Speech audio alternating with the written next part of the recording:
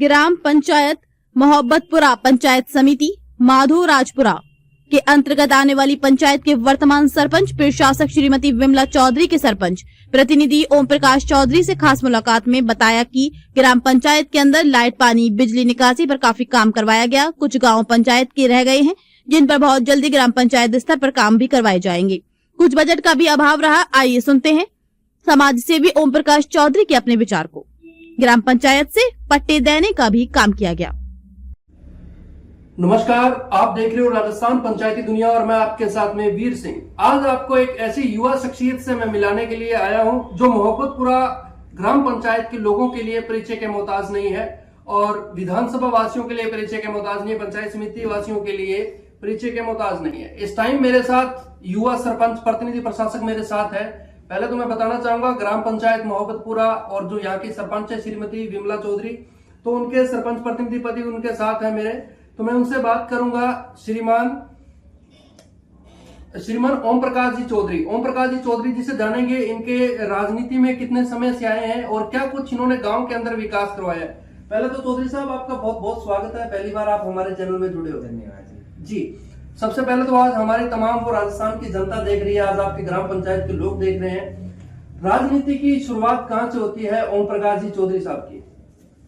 देखिए, ग्राम पंचायत में मैंने ये पहला चुनाव है मेरा और इससे पहले मैंने कभी पूर्व में मेरे किसी पिताजी ने या मेरे किसी दादाजी ने या मेरे किसी परिवार वाले ने कभी कोई चुनाव नहीं लड़ा ग्राम पंचायत संबंधी या वो कोई बड़े चुनाव। ये मेरा पहला चुनाव है और इसी में भगवान की दया से सफलता मिल गई। और ग्राम पंचायत में इससे पहले किसी भी चुनाव में मैंने या मेरे परिवार ने भाग नहीं लिया। क्या बात है। जैसे कि आपकी राजनीति की शुरुआत हुई 2020 के अंदर, 2020 में होने के बाद में ऐसे क्या आपके सपने थे, विमला जी के सपने थे कि अगर जनता यहाँ से हमें सरपंच बनाती है सबसे पहले इस समस्या का समाधान होगा? क्या क्या समस्या का समाधान करवाया आपने? देखिए, शुरू से ही ग्राम पंचायत के हम पहले मतदाता थे, तो पूर्व सरपंचों ने भी हमारे ग्राम पंचायत में उनके जो लेवल का उन्होंने विकास करवाया वो भी तारीफ के काबिल है। मैं किसी की आलोचना नहीं करता, ना विरोध करता हूँ। उन्होंने बहुत प्रयास किया और बहुत जितना हो सका उनसे उन्होंने उतना विकास करवाया। मेरा यही उद्देश्य था कि मेरे जो ग्राम पंचायत में जो ग्रामीण जो जिनके पास रहने के लिए कच्चा आवास नहीं है या जिनके पास बिल्कुल भूमिहीन है, पहले तो ऐसे लोगों को अगर ग्राम पंचायत में उपलब्ध भूमि है ऐसे लोगों को पट्टा मुहैया कराया जाए। क्या बात, ये मेरा शुरू से उद्देश्य था और मैंने इस पे काम भी किया ग्राम पंचायत में। आज ऐसा कोई व्यक्ति नहीं है ग्राम पंचायत मोहब्बतपुरा में जिसके पास वो गरीब है उसके पास ग्राम पंचायत से पट्टा नहीं है या भूमिहीन है या पट्टा नहीं है। अगर आज भी कोई है तो आपके इस सोशल मीडिया के माध्यम से, इस चैनल के माध्यम से अगर कोई भूमिहीन है तो उनको मेरे पास भेजिए, उनको पट्टा उपलब्ध हम करा देंगे। क्या बात है सर, ये बड़ी अच्छी बात है। ग्राम पंचायत स्तर पे एक इस तरह से भूमि देने का जो इन्होंने काम किया है, उन लोगों को घर देने का काम किया है जो घर से बेघर लोग थे, जिनका आज तक कोई धनी धोरी नहीं था, उन लोगों के लिए एक कहते हैं कि गांव के अंदर एक वो फरिश्ता बन के हैं जो इन्होंने काम करके भी दिखाया। सर, मैं जानना चाहूंगा, जिस तरह से आपने ऑफ कैमरे के अंदर भी बताया कि घुमंतु लोगों के लिए पट्टे वगैरह की व्यवस्था थी, तो उसके लिए क्या कुछ प्रयास रहे आपके? अभी जो घुमंतुर अर्ध घुमंतु की जो पंचायती राज मंत्री हैं अपने बचन जी दिलावर जी, उनकी एक राज्य सरकार की एक योजना थी। घुमंतुर अर्ध घुमंतु भूमिहीन जो अपने जो भी परिवार ऐसे लोगों को आप चिन्हित कीजिए और उनको आप रहने के लिए जगह दीजिए जी। तो मैंने उनकी ऐसे लोगों की पूरी ग्राम पंचायत से जितने भी राजस्व गाँव में अपने ग्राम पंचायत गणेशपुरा हुआ, बावड़ी, कौशल्यादास, डावलापुर, बुजुर्ग, मोहब्बतपुरा, ये पांचों गांव हैं। इन गांवों में से मैंने लिस्ट बनाई जी, ना किसी के दबाव में, प्रेशर में, ना किसी के उसमें, जो उस जातिगत जो उस श्रेणी में आते हैं ऐसे लोग, उनकी हमने एक लिस्ट तैयार की, उनको हमने क्रमवाइज पट्टे जारी किए। कई बार मेरा इसके चक्कर में कहीं जो मेरे विपक्षी जो लोग हैं उन्होंने मेरा इसका विरोध भी किया ग्राम पंचायत में, सोशल मीडिया पे उन्होंने वीडियो मेरे वायरल किए कि ये भूमाफिया है, ये वो है। मैं आपको बता दूं कि मेरे को भूमाफिया का तब भूमाफिया के नाम संबोधित करते हैं, लेकिन मैं आपको इस सोशल मीडिया के माध्यम से, आपके चैनल के माध्यम से बताना चाहता हूँ कि मैंने कभी कोई ये जो प्रॉपर्टी वाला विषय है। मैंने कभी किसी के गवाह में भी साइन नहीं किया। मैंने कभी ही प्रॉपर्टी के मुद्दों में कभी भाग नहीं लिया। ना मेरा प्रॉपर्टी से संबंधी, भूमि से संबंधी कोई चैम्बर है, ना मैं काम करता हूँ। मैंने आज पूरे 5 साल के कार्यकाल में एक भी ग्राम पंचायत में कोई जमीन में कोई भाग नहीं लिया, किसी की जमीन इधर उधर नहीं करवाई, कभी जमीन संबंधित मैंने कोई काम नहीं किया।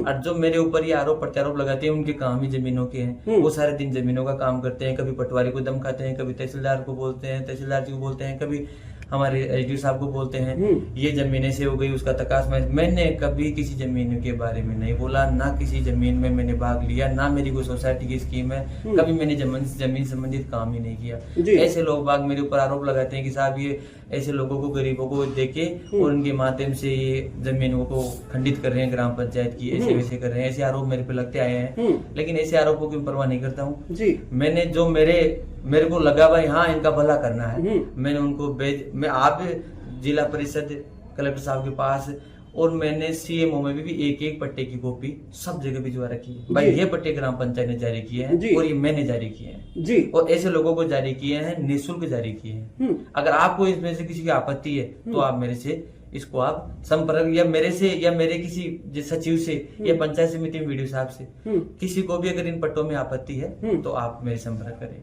उनको खारिज करवा देंगे जी।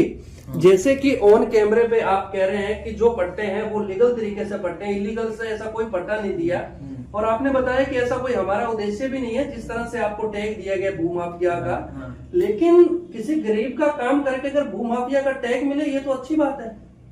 हाँ सर देखिए, अब ये तो विचारधारा के लोग हैं कई।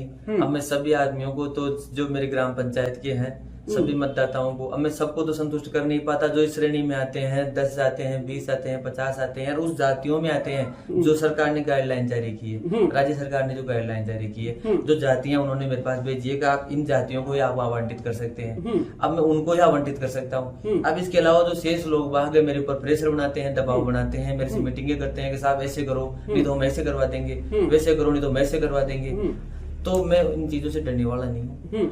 मैंने उनको पहले ही बताया है, मेरे पूरे 5 साल के कार्यकाल में ना मैं इन लोगों से डरा हूँ। इन्होंने बहुत बार मेरे समाचार पत्रों में, कहीं सोशल मीडिया के माध्यम से भी इन्होंने मेरी छवि खराब करने की कोशिश की, लेकिन मैं मेरे जो निर्णय है उस पर अडिग रहा। ऐसे लोगों को आज भी मैं आपके इस सोशल मीडिया के माध्यम से, आपके चैनल के माध्यम से ये बता रहा हूँ आपको भी, अगर पूरी ग्राम पंचायत का आप विजिट करिए, एक भी अगर भूमिहीन है, एक भी परिवार जिनके पास भूमि नहीं है, आप मेरे पास लाइए, मैं उसको भूमि उपलब्ध कराऊंगा। क्या बात है, बहुत बड़ी बात कही सर आपने।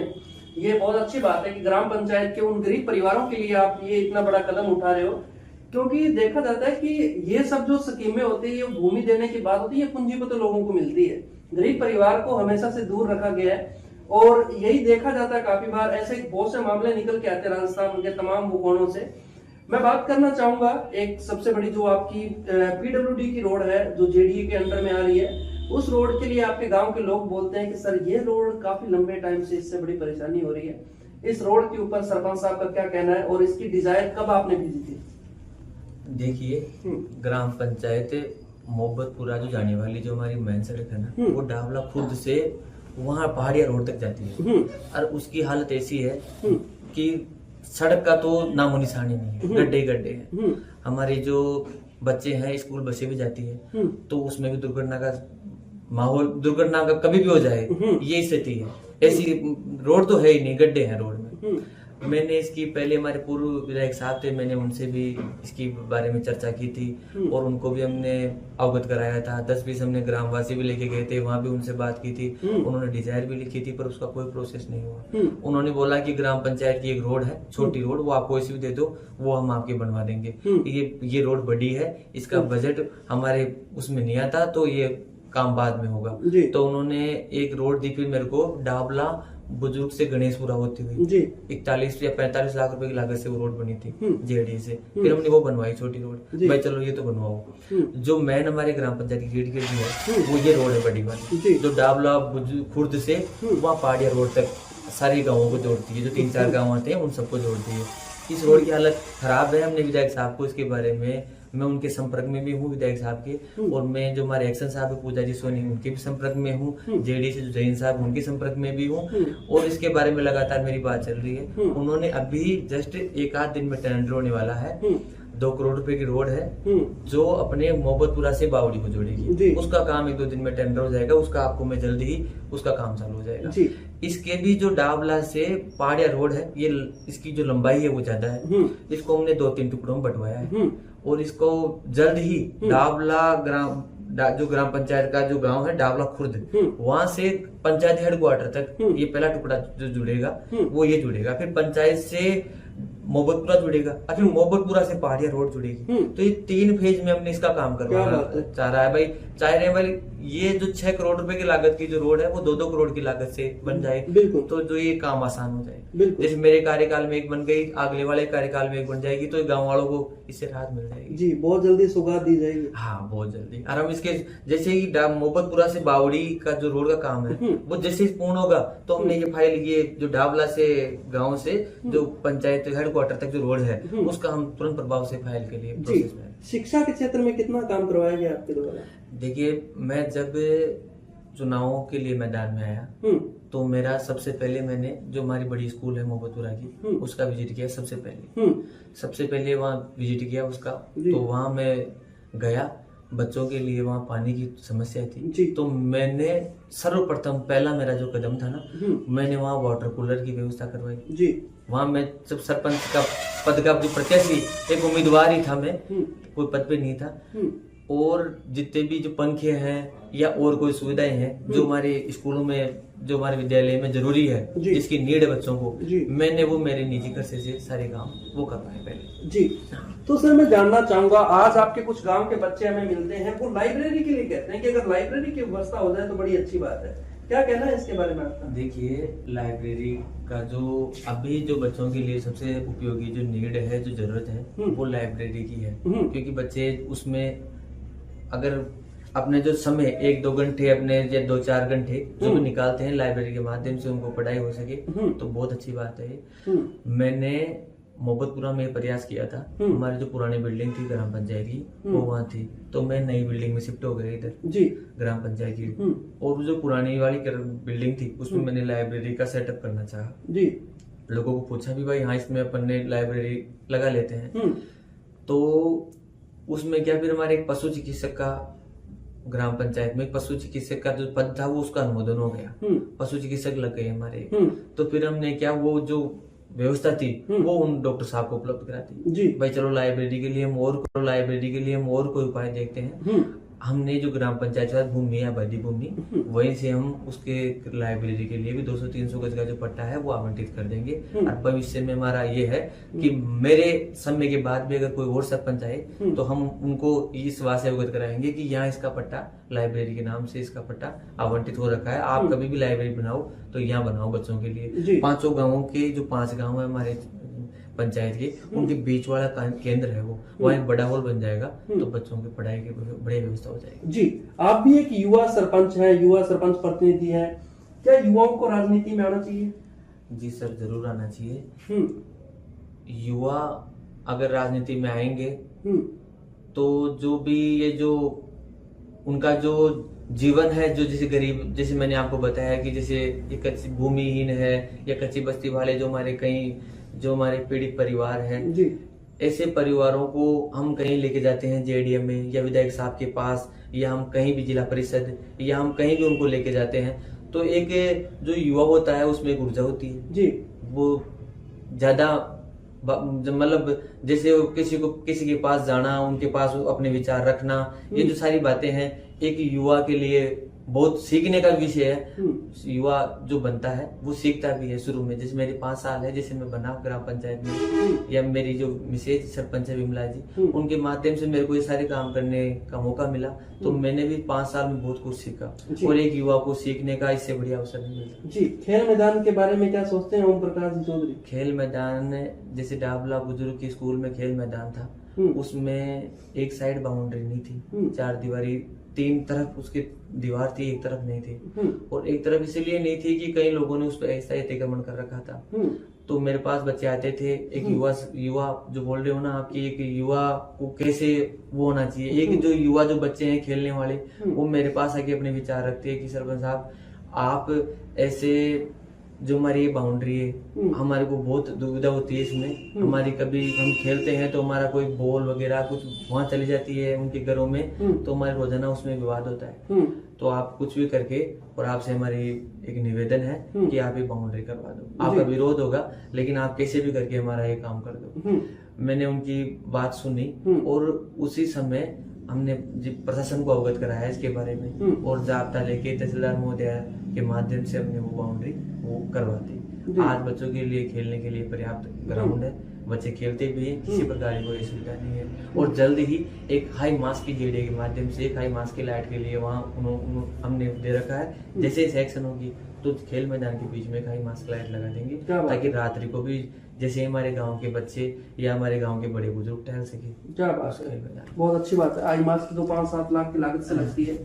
तो सर मैं जानना चाहूंगा, जिस तरह से विमला जी चौधरी यहाँ से सरपंच है, महिलाओं, ये वो भी महिला है, और महिलाओं के बारे में क्या कुछ विकास करे दिए गए, जैसे नरेगा जैसी योजनाओं के अंदर कितना लाभ दिया गया लोगों को? देखिए, ग्राम पंचायत में जो नरेगा का काम है, जो हमारे पंचायत समिति से या हमारे राज्य सरकार के माध्यम से या हमारे केंद्र सरकार के माध्यम से जो भी एक गाइडलाइन होती है इनकी, 100 दिन का रोजगार दिया जाता है इनको। हमारे डावला खुर्द, बुजुर्ग, मोहब्बतपुरा, गणेशपुरा, ये जो तालाब है इनको हम हर साल हमारी ग्राम पंचायत में कई ये मनरेगा वाला काम होता है। इसमें कई आरोप प्रत्यारोप हर ग्राम पंचायत पे लगता है कि साहब फर्जी या हाजिरियां होती है, वो होता है, उसमें होता है।